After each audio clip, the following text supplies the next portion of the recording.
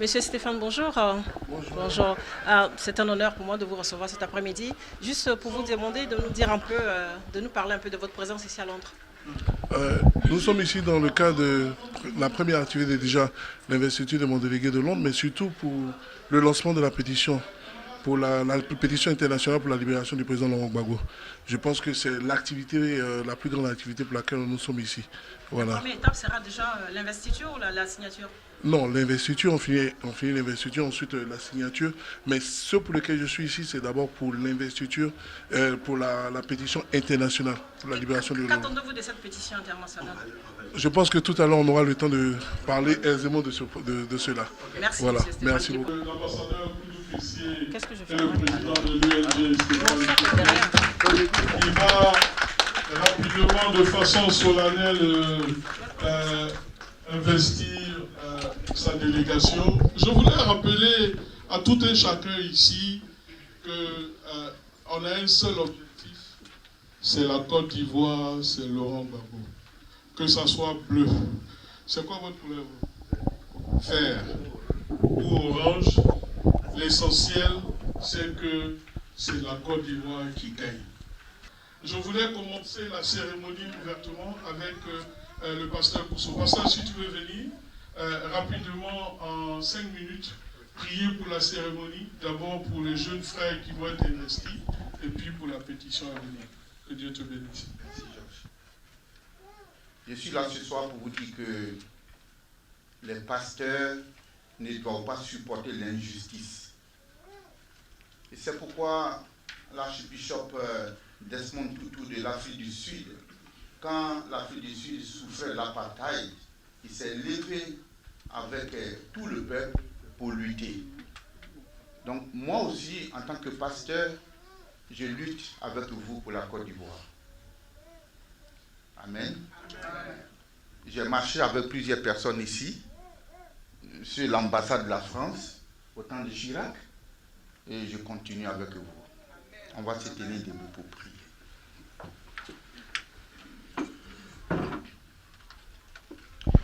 Il est écrit dans ta parole, Seigneur, au psaume 33, verset 12, « Heureuse la nation dont l'Éternel est Dieu. » La Côte d'Ivoire, c'est la nation de Dieu. Et nous croyons que toute injustice, Dieu, tu vas mettre fin. Et nous croyons à la libération de notre pays comme un pays phare en Afrique, un pays pilote qui sera l'exemple de toute l'Afrique. Et nous le croyons. C'est pourquoi nous nous mobilisons pour la libération de ton serviteur Laurent Gbagbo, de ton serviteur Blé Goudé, de ta servante Simone Gbagbo. Et tous ceux qui accordent la justice sont arrêtés. Nous unissons nos voix pour demander au ciel de s'ouvrir pour que la Côte d'Ivoire soit délivrée de la méchanceté. Merci pour tous ceux qui ont effectué ces voyages. Tu les as gardés. Nous sommes ici, Seigneur, pour exprimer les sentiments de nos cœurs, les sentiments d'amour pour notre pays. Et nous prions que ta présence soit au milieu de nous. Ceux qui sont encore en chemin, garde-les, qui nous trouvent ici dans de bonnes conditions. Nous soumettons cette cérémonie, Seigneur, à ta seigneurie. Et nous prions que ta présence soit effective. Nous te bénissons. Nous avons prié au nom de Jésus-Christ. Amen. Procéder à l'investiture. Monsieur Stéphane Kipré, président de l'Union de Nouvelle Génération, Son Excellence l'ambassadeur Koudou Caissier, vice-président du Front populaire ivoirien, M. Adon Baïto, secrétaire national du Front populaire ivoirien, Mesdames et Messieurs, honorables invités,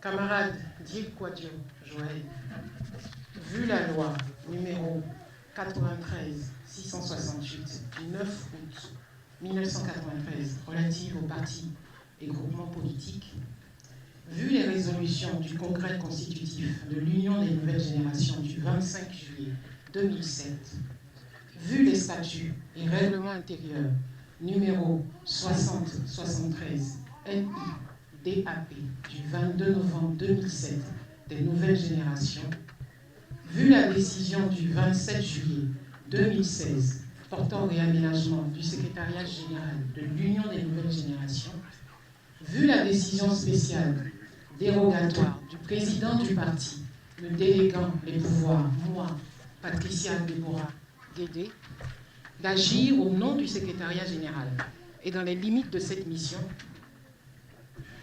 avec donc la déléguée Pascal Zaoubou du Luxembourg. Je t'investis, donc tu t'approches, camarade. Je t'investis donc en qualité de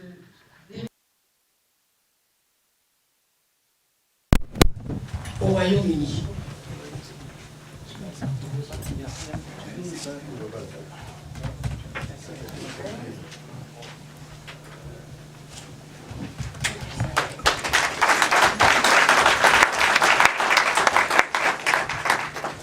En acceptant cette responsabilité, chers camarades, tu t'engages à appliquer et à faire appliquer dans ta délégation les mots d'ordre, les consignes et la ligne politique du parti. Tu t'engages à respecter les statuts et règlements intérieurs.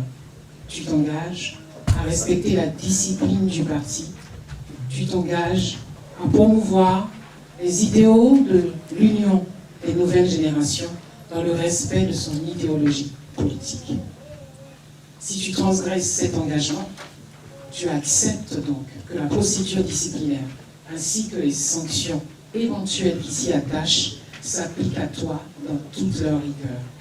Si tu acceptes cette responsabilité, en connaissance des engagements qui ont été évoqués là tout de suite, dis oui, je m'engage.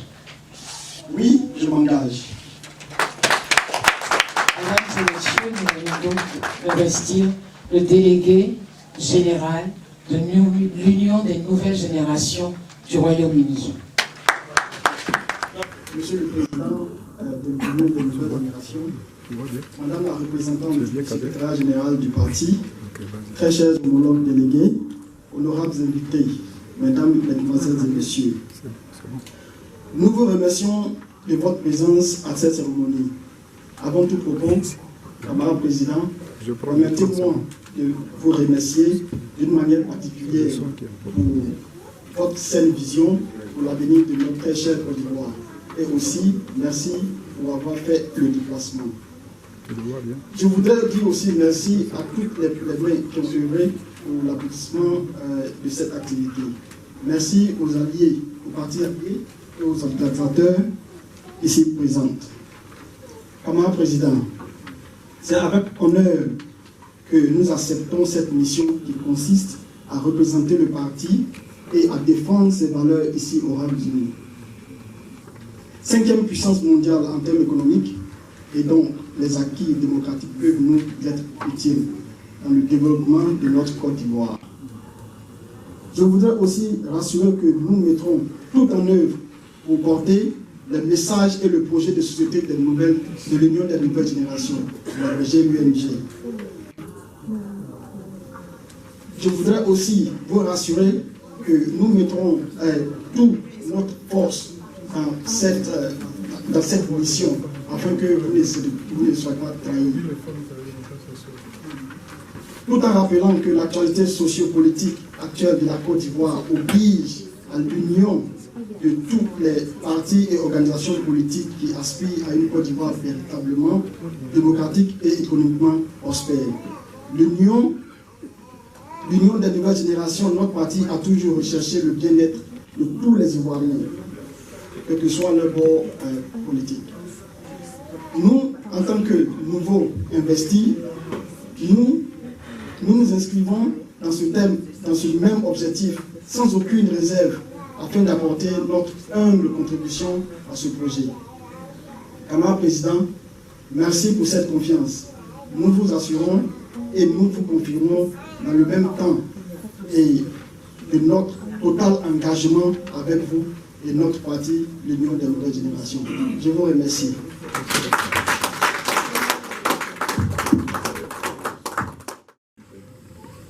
Je voudrais saluer un aîné. Je lui dis que la porte du monde, là, il a ça. Souvent quand on discute avec le président, quand il parle des histoires de 1988 à Londres, 90 à Londres, 92 à Londres, 94, 96, mais il y a un élément commun qui ressort, c'est Abdon Barreto, Abdon Barreto, Abdon Barreto. Donc pour moi, à chaque fois, avant que je ne connaisse le grand frère, à chaque fois quand on parlait d'Abdon Barreto, je voyais un British qui est vraiment un ami du chef qui est Abdon Barreto. Mais la première fois je l'ai vu, il dit non, Abdon Barreto là, donc c'est un Ivoirien pur et dur. Mais je voudrais en tout cas te saluer pour le combat que tu as fait, qui a mené auprès du président, que tu continues de mener. Je voudrais saluer le représentant UNG, Jay. Je crois que ça fait plusieurs fois. Je devais venir depuis 2014, délégué, mais on n'a pas encore eu l'occasion de l'investir. Je voudrais en tout cas te féliciter aujourd'hui, saluer le représentant du secrétaire général, Mme Patricia Guédé, pour sa présence. Permettez-moi, chers invités, je voudrais saluer toutes les associations, les partis politiques. Je voudrais vraiment les saluer. Je voudrais saluer le COGEP, je voudrais saluer l'UDL, je voudrais saluer le représentant, ceux du PDCI. Je voudrais les saluer. Je voudrais saluer particulièrement une aînée, une grande sœur, une maman, une tata, qui travaille aux côtés de la première dame Simone Gbagbo. Je voudrais la saluer, qui est secrétaire nationale au Front populaire ivoirien. Agnès Tano, je voudrais te saluer. Et saluer notre doyen. Ça veut dire que lui, quand tu le vois, tu as vu le président, c'est la précu, les chargés de mission. Je voudrais saluer M. Capo. C'est un vrai plaisir de vous revoir. Et voir que le temps dans lequel nous sommes vous a maintenu quand même dans la santé. Et surtout ça, je voudrais en tout cas vous saluer. Et bénir Dieu pour votre vie, pour tout ce que vous avez traversé. Je voudrais, permettez-moi, chers amis, avant de rentrer même dans le vif du sujet, je voudrais donner quelques, comme on dit, chacun a son doyen. À l'UNG, je suis le doyen. Donc je voudrais donner quelques mots d'encouragement aux délégués UNG investis. Je voudrais en tout cas saluer la déléguée de Luxembourg et te dire bienvenue, chers camarades, à l'UNG. Mais je voudrais en tout cas te féliciter, te dire merci pour l'engagement que tu as pris tout à l'heure à nos côtés. Je voudrais te féliciter. Te dire que la politique, c'est un combat. Et surtout, chaque période détermine le combat dans lequel on est. Tu es délégué de l'Union des Nouvelles Générations, mais tu as dû te rendre compte que pendant ton investiture, je n'ai pas pris la parole, pas parce que ce n'était pas quelque chose d'important pour moi, mais dans chaque période de la vie, il y a des combats prioritaires. Et tu es investi délégué à un moment donné où l'Union des Nouvelles Générations est engagée dans un combat prioritaire. Et je voudrais te dire que dans ce combat, c'est un combat idéologique. Mettons la différence entre un combat idéologique et un combat politique. Tout combat politique est idéologique, mais tout combat idéologique n'est pas forcément politique. Le combat dans lequel nous sommes aujourd'hui, qui est le combat incarné par Laurent Gbagbo, est un combat idéologique. Laurent Gbagbo incarne l'idéologie de la démocratie en Côte d'Ivoire. Il est l'image de celui qui est, je dirais, la souveraineté de la Côte d'Ivoire. Donc, pour tout parti politique qui a même des ambitions pour un pays, a une base, et une base démocratique. Donc, le combat dans lequel nous sommes aujourd'hui, c'est un combat de restauration d'une démocratie en Côte d'Ivoire pour que demain, on puisse parler de la politique en Côte d'Ivoire. Voilà au moment dans lequel tu t'inscris. Et dans ce combat-là, chers camarades, il faudrait rester focalisé sur l'essentiel. Reste focalisé sur l'essentiel. L'essentiel, que Gbagbo sorte de prison. C'est ça l'essentiel. Reste focalisé sur ce qui est important. Et à chaque fois que tu poses un pas, dis-toi et pose-toi la question de savoir est-ce que le pas que tu es en train de poser fait avancer le combat ou pas. Le reste, laisse ça derrière. À chaque fois que tu poses un pas, pose-toi la question de savoir si le pas que tu es en train de poser fait avancer la Côte d'Ivoire. Si oui, le reste, laisse ça derrière. Et je le dis, tu es le délégué, dis-toi que chaque matin, lorsque tu vas te lever, à chaque fois que tu entendras de mauvaises choses sur toi, c'est que tu es dans la vérité. À chaque fois que tu entendras des histoires sur toi, c'est que tu es dans la vérité. Moi, je suis vacciné. Et c'est le vaccin-là qui fait qu'on continue de travailler. C'est le vaccin-là qui nous donne la force. Et dis-toi qu'il y a des sacrifices à faire aujourd'hui pour pouvoir récolter demain. Et le sacrifice que nous devons faire aujourd'hui, c'est de se taire pour pouvoir récolter la victoire demain. Tais-toi, il faut travailler avant. Et je le dis, en tant que militant de l'UNG, ne t'en fais pas pour moi. Si m'insulter doit faire libérer Gbagbo, qu'on m'insulte tous les jours. Parce que je veux que Gbagbo sorte de prison. Je veux qu'il puisse sortir de prison. Pour que la Côte d'Ivoire sorte de ces débats inutiles. Vous voyez, depuis 2006, depuis maintenant, 2011, la Côte d'Ivoire est focalisée. La Côte d'Ivoire a mis, comme on dit, on a mis pause. Depuis que Gbagbo a été capturé, nous sommes en position pause. Mais quand nous sommes en position pause, on ne peut pas avancer. Il faut appuyer la touche pour que le film de la Côte d'Ivoire avance. Et c'est cette touche-là que nous cherchons à débloquer pour que le film de la Côte d'Ivoire avance. Continue de travailler. Il y a des partis politiques, je dirais, ce sont des alliés, mais ce sont des ennemis. Le FPI nous a montré la route. Nous marchons dans le pas. Et marche dans le pas de ces aînés-là. Prends conseil auprès des aînés. Et puis il faut avancer. Et à chaque fois, dis-toi que chaque injure qu'on dira vers toi, c'est un pas de plus vers la liberté. Et que Dieu t'accompagne dans ta mission. Je voudrais saluer le représentant des amis de Laurent Gbagbo, c'est les amis du chef. Je voudrais te saluer et dire que tu as abordé un point très important, c'est le rôle que Londres a joué historiquement. Et quand je t'ai entendu parler, je me dis, mais le SN Abdon et l'ambassadeur Koudou Kessé, qui sont ceux qui coordonnent la pétition ici en Londres, vous avez un rôle historique à jouer. Parce que tout à l'heure, il a pris l'exemple de De Gaulle qui a lancé l'appel à la libération. Nous attendons de vous de lancer l'appel à la libération de Laurent Gbagbo. Il faudra que le rôle que vous êtes en train de jouer puisse être marqué et qu'on puisse avancer ensemble. Et nous puissions ensemble arriver à ce combat-là. Tout dernièrement, nous qui sommes en dehors de Londres, nous avons tous vu, il y a eu le débat sur le Brexit, il y a eu le vote, le référendum.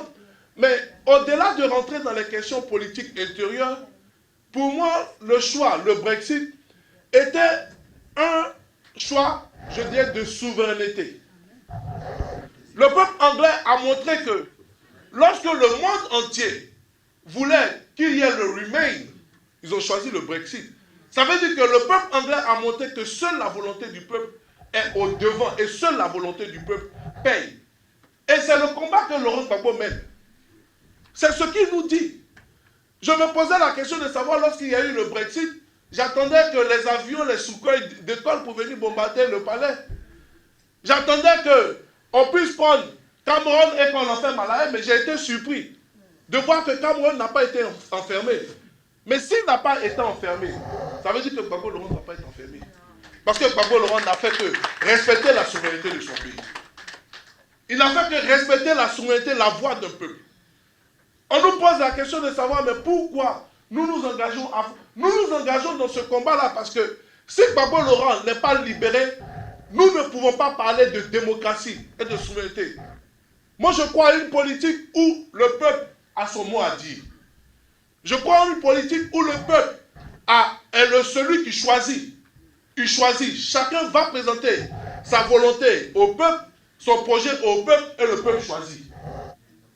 Mais lorsque nous voyons que le choix du peuple se retrouve embastillé, nous posons la question de savoir est-ce que la politique est véritable. Donc, nous qui pensons que la politique est le choix du peuple, nous devons continuer de pouvoir mener et faire triompher cela.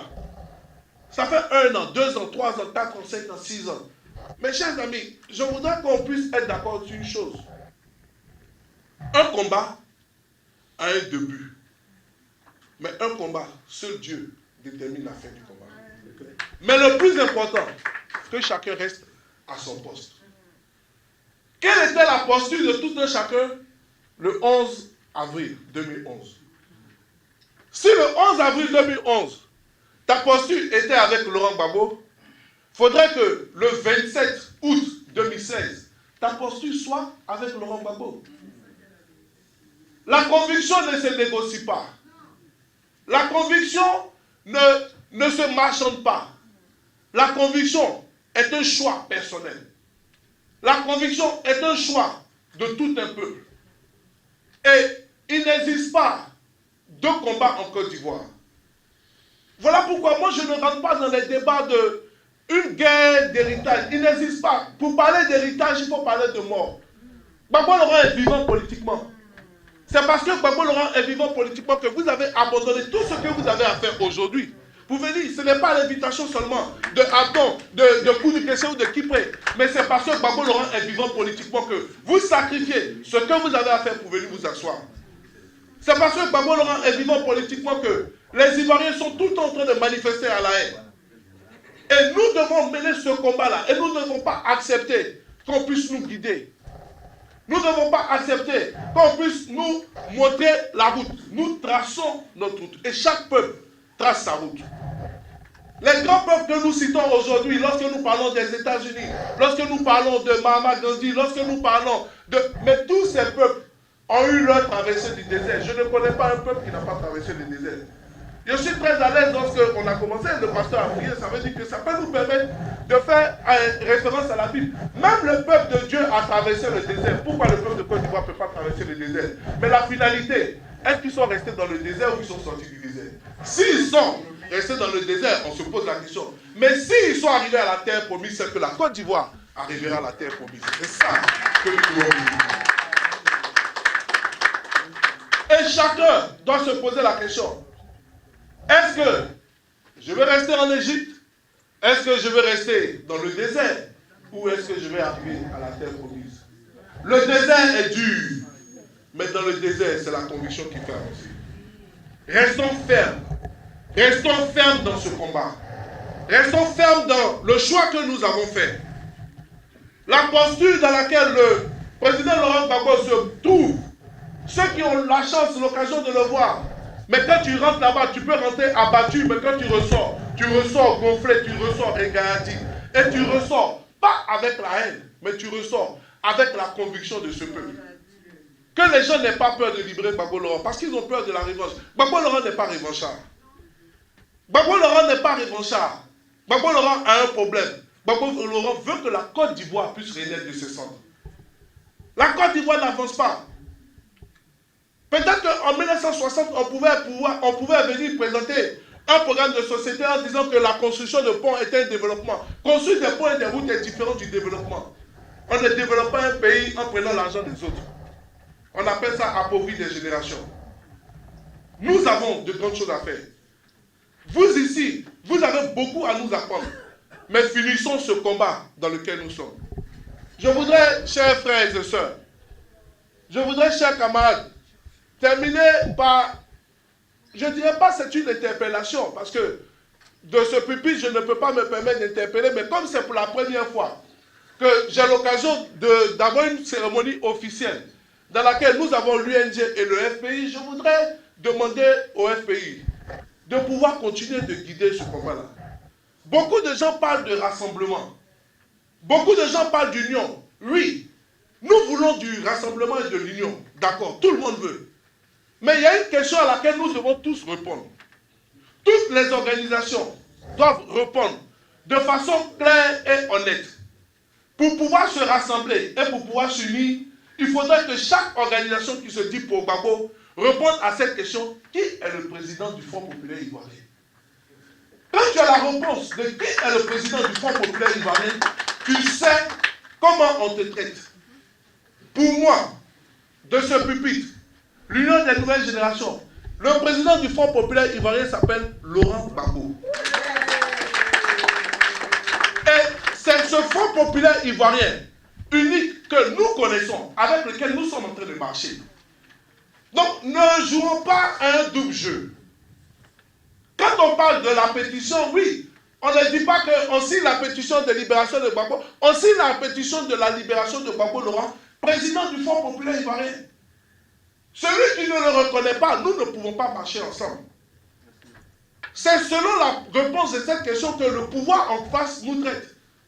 Ceux qui reconnaissent Gbagbo Laurent comme président du Front populaire ivoirien sont soit en prison, soit en exil, on leur compte gelé, ne peuvent pas mener les activités. Mais ceux qui reconnaissent d'autres personnes, c'est eux qui ont le temps de tourner. On ne s'unit pas avec des gens qui ne vont pas dans le même sens que nous. Nous voulons une chose. Nous nous mettons ensemble. Nous qui voulons la même chose. Acceptons de comprendre que le débat, la trahison, fait partie de la politique aussi. Acceptons de comprendre que quand tu quittes une station de métro que tu pars, tout le monde n'est pas obligé d'aller à la même destination. C'est une descente. Mais le plus important, menons le train à bout. On ne dira pas qui est descendu en route, on dira qui est arrivé. Et nous voulons arriver. Nous voulons arriver et nous devons arriver. Nous regardons les pas. Nous regardons vos pas. Menez nos pas pour qu'on puisse arriver. Et qu'on puisse arriver pour la Côte d'Ivoire. La Côte d'Ivoire est dans un combat. Notre pays va mal. Il aura l'occasion de présenter dont la Côte d'Ivoire souffre. Notre pays va mal. Et quand notre pays va mal, il ne s'agit pas de nos frères d'hier, il s'agit des générations futures. Quand on parle d'endettement, il s'agit des générations futures. Donc chacun a un rôle à jouer.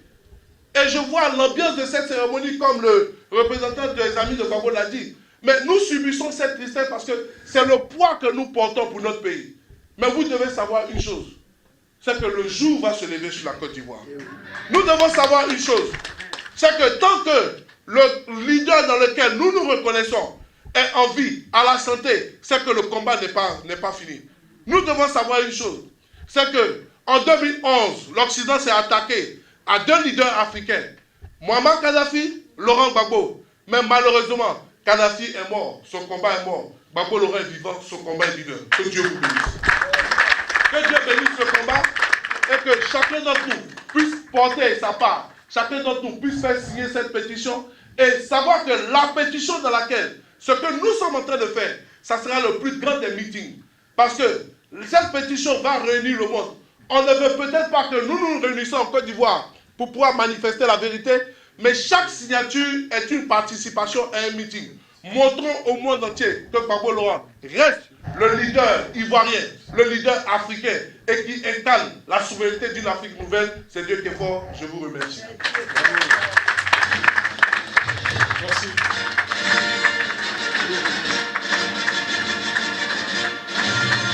Merci, Président Kipré. Merci, jeune frère. Merci toutes ces paroles. Merci d'avoir fait parler ton cœur. Et nous sommes très contents de ta présence. Voilà. Monsieur Kipré, bonsoir encore.